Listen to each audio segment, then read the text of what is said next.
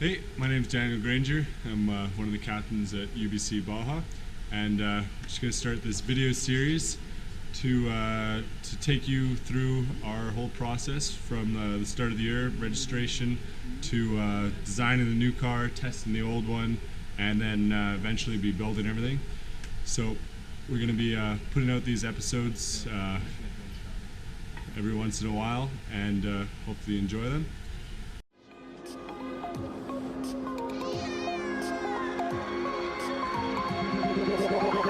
Like a Hellcat.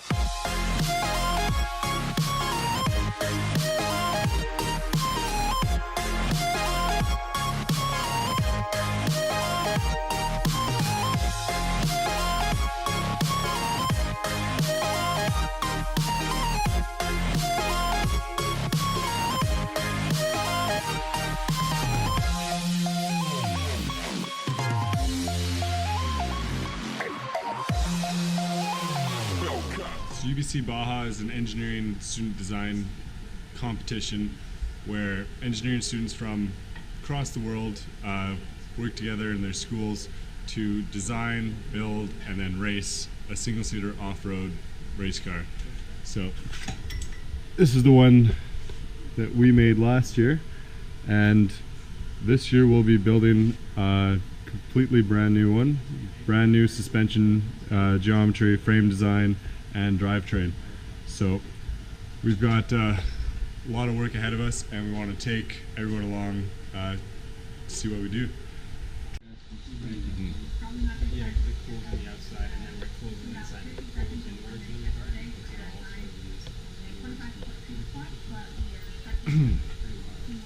Hey, what's up everybody? We're here at our registration competition.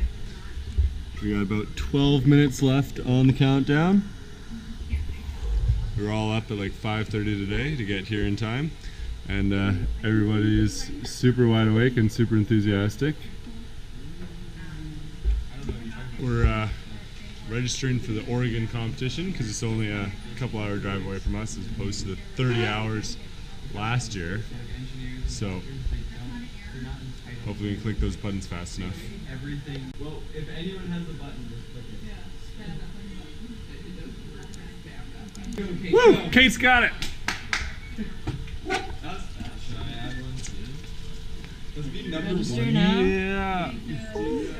Yeah, let's just keep going. So we managed to register successfully for Baja, Oregon 2018. So super stoked on that because it's closest one to home for us. And we were number 13, and the top 10 spots are given to the previous top 10 teams from last year. So that means we were literally the third person to click on that register button, and it's crazy because the events sell out in minutes. So stoked on that. Also, we got our weld porn order in, so we got a sweet hat. Really cool texture on there. That's not the main thing. Main thing is these cups from Furic.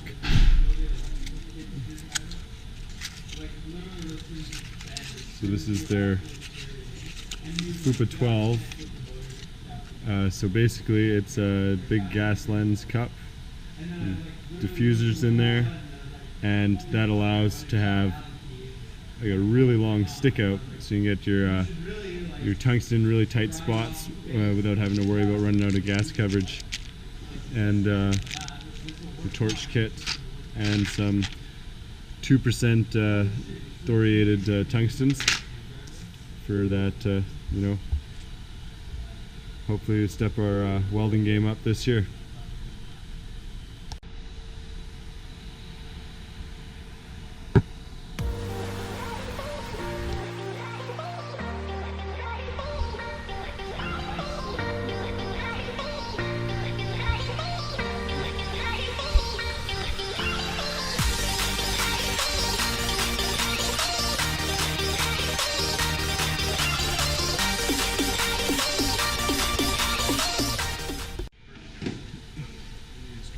So if anyone saw our Instagram stories from yesterday, they'll know our motor's in a little bit of rough shape.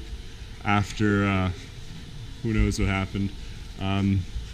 But so we just pulled it out today, but basically it was puking fuel out the air intake and oil out the exhaust. So we're gonna see what comes out. I don't think much will happen. That's gas. So that's what I thought. We had something flooding, and we got straight gas coming out the oil fill. It is not supposed to happen. That's like a full tank worth.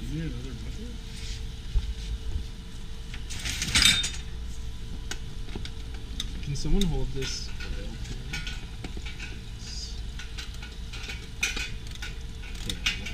It's going. Oh, it's That's not right. Confirmed incorrect. confirmed incorrect. There we go. So we're gonna take a look at the carburetor and stuff and see if maybe the float in there's got messed up. But yeah, it'll be interesting to see. We've got a spare motor we can throw in for testing for short term if this one is We have someone to do in really rough shape. Another busy work day today. We threw the drivetrain back together, put the old engine in there, and CVT and stuff back on there because we're waiting on some parts to rebuild this one still. But we want to go out and go testing. So thankfully we've got a couple spare motors on standby thanks to Briggs & Stratton. But yeah, other than that, we've got lots of design stuff going on. We've got some hubs being modeled, FEA and analyzing them. So this here is a little mock-up of our new frame, just to get some physical dimensions and get a realistic sense of what it's going to feel like, because it is quite a bit smaller than the old one. So we started by setting a tape outline on the ground for the floor plane, and then we're using string and some plywood to just kind of put in the rest of the frame members, and so we can take a seat in there and see how it feels. What's up, guys? We're just over at Industrial Laser Cutting. We just picked up our slab of metal, just a measly 400 pounds of laser cut steel. Gonna go home and jig up a table.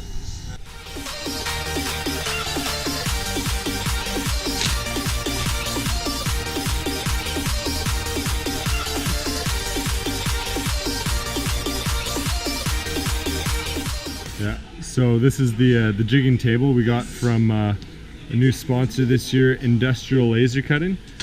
They're based out in Richmond, and basically they've got a massive laser cutter, and we reached out to them, and they hooked us up with this table, and it's awesome quality finished cuts. Like I haven't done much with laser cutting before, but you can see there's like no kerf line, and the holes are super smooth. You can stick your bare fingers in there and you don't have to worry about getting cut up on sharp edges or anything.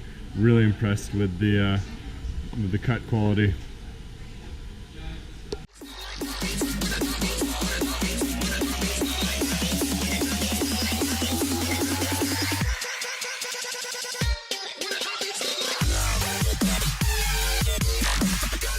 So we just started assembling our jigging table here, and everything slots together super nicely.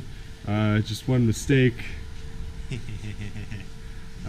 Damien, I just guess, forgot to include two of these cross panels in our order to the LaserJet guys, Industrial Laser Cutting. So they did everything we asked. It was our mistake forgetting that.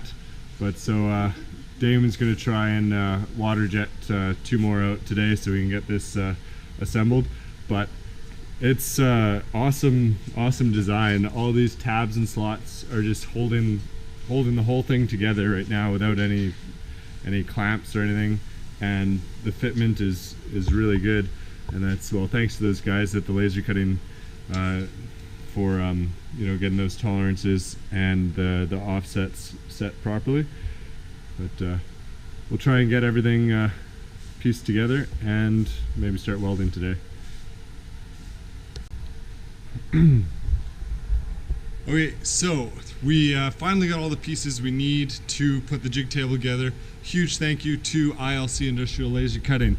So we've got all the pieces here, all the little brackets and tabs, and a couple extra of the center supports that we forgot about, and we've got all the legs and all that. So it was our mistake, forgot to include that in the info we're sending them, but super stoked to have that now, and we can put that together today.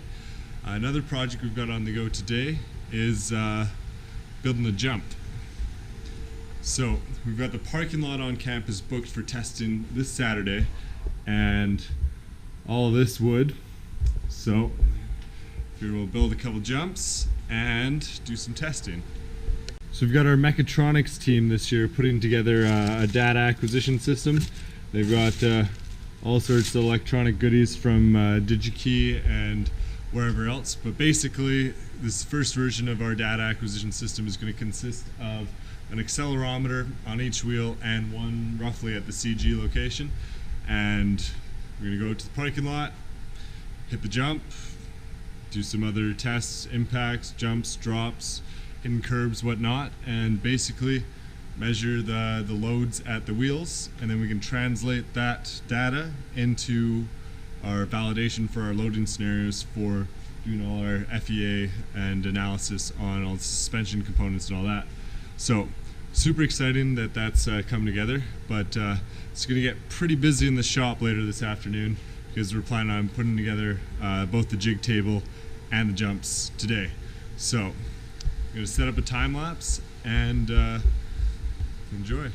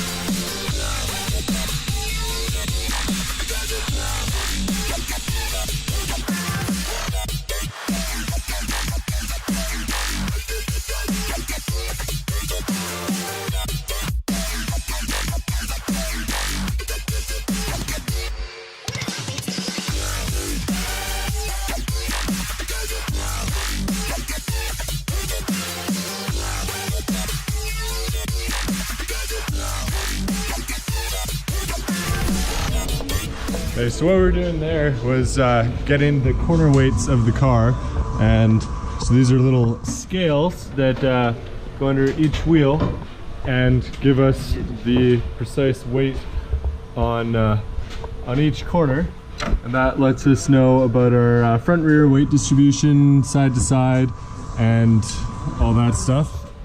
And it can help us out with tuning stuff, and in this case what we're going to be using that data for is calibrating our data acquisition system and accelerometers.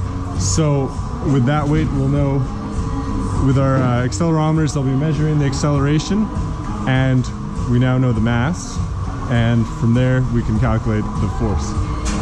Is that right? Approximately. So we're out at the test day. UBC is kind enough to let us shut down the entire parking lot for the day to set up our tests, and so we can see how the vehicle does. So right now we're setting up just a basic acceleration and braking test, 100-foot acceleration, and then we're gonna get to this point after the finish line, slam on the brakes, and we'll measure how long it takes to stop. And we're still waiting for our jumps to show up. Just gotta, oh, here comes Adrian now. He'll be able to pick up the jumps, and then we'll get those set up and do some testing with our data acquisition system. Just got accelerometers mounted all over the car, and these are the mechatronics crew. Would you guys care to explain how the data acquisition system works? Taking notes down. Basically, we have a system and it's taking input from our 5 accelerometers that are all calibrated, and we're just logging that to a CSV file. And then later we're gonna. So you got this little box down under here, and that's where all the brains of the operation are. Yeah, pretty much. And then we're gonna output it, put it into MATLAB, and get some actual loads. Should be fun. Sweet. Yeah, that'll be a good time, because this way we can actually validate all our loading scenarios for suspension and stuff like that. So our jumps showed up. We fabbed these up with a bunch of wood just left around on campus, and so we've got 2 side by side, and we've got some adjustable height on there, and we're just gonna rear it up and jump off. So, Kate, does that look like optimal send it trajectory to you? Oh yeah, for sure.